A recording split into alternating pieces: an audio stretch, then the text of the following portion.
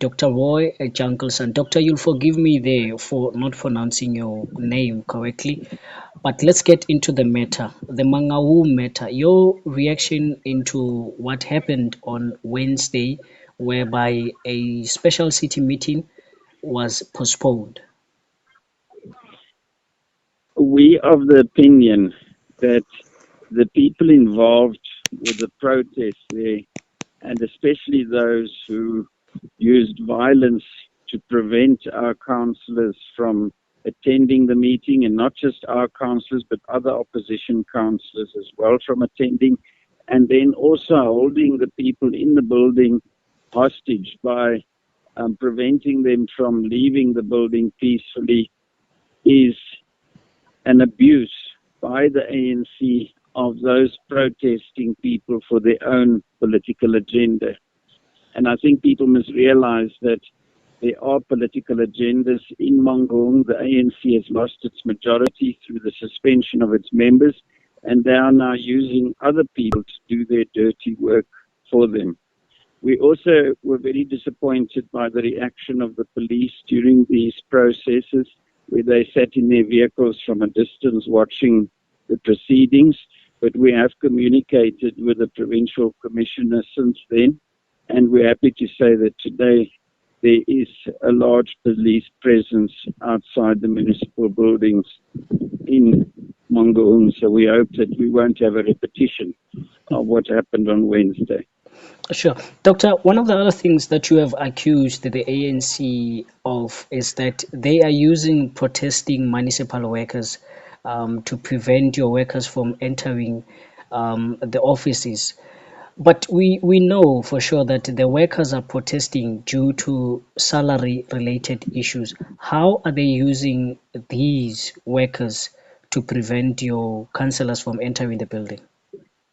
Well, municipal workers have a right to protest, but when they disrupt council meetings at a time where they are about to appoint important positions such as the mayor and other positions in the council, which is very important for those municipal workers, because I'm sure they also want stability within the municipality so that they can negotiate with at least someone in a political position, and then also to allow them to be able to do their work without obstruction. I'm sure that's what they really want. But unfortunately, and we got this from the workers on the ground too, they've been told that this disruption will not assist them and that it's the fault of the processes that are now going on that they're in that position, which is absolutely incorrect, because we want democracy to take its course. We want the constitution to be implemented. We want the rule of law.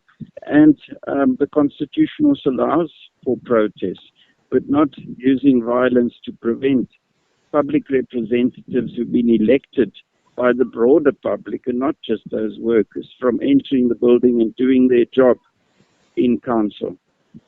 Sure. This is the second time that special council meeting to elect a mayor has been postponed. It was postponed on the 30th. The speaker also issued a statement via the communication team in the municipality, or the spokesperson, to say that this was as a result of threats and intimidation. So this is for the second time this has been postponed. You are speaking about the stability in that municipality.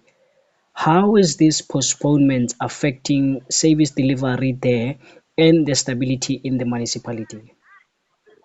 Well, we need a legitimately elected management, political management in Mangaung to ensure stability and to hold the municipality and the officials accountable for the service delivery in that municipality.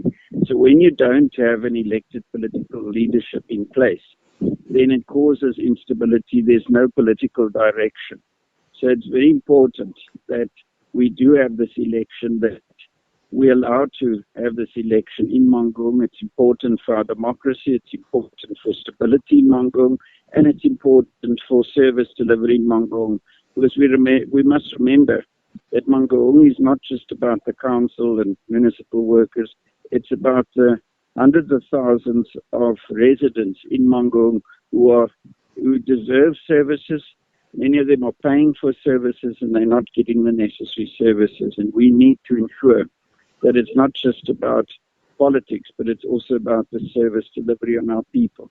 And the ANC have deliberately stayed away from these council meetings in an attempt to prevent a quorum from taking place. So it's clear that the ANC don't understand or respect democracy. When the Democratic Alliance doesn't win an election, we still attend the meetings, we still go and give a quorum at times, and we respect the outcome of elections. We expect the ANC to also participate in our democracy, which is expected of them as a political party, to participate peacefully and then also respect the outcome of democratic processes. All right. Doc, I know that you are sitting in a very important occasion of legislature, which is held in Sasolburg, Zamdela. Last question before I let you go. The ANC has indicated to our news team that before the sitting, they spoken to the Speaker of the Council or of the municipality about what could be a possible threat to their members, meaning they were also highlighting the speaker about the vandalism and disruptions that are planned. But the speaker didn't respond. Did the DA get any alert from the ANC before the sitting? Well, we didn't get any formal communication from the ANC because obviously they'll have to communicate directly with the Speaker of the Council regarding their participation. But it's very strange that they're part of the disruption and then they use the disruption as a reason not to attend. And I saw a communication this morning that was sent out to various ANC branches instructing them to come to Mangaung and what they call defending the revolution against counter-revolutionaries.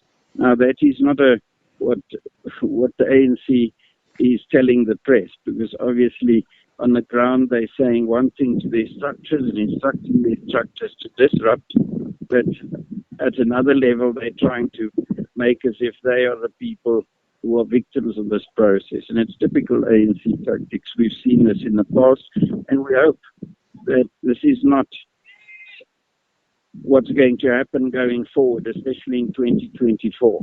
And ahead, when we see it, we're going to see the ANC losing a lot of ground across South Africa. All right. Thank you so much for your time. We appreciate it. Thank you very much. Enjoy your day.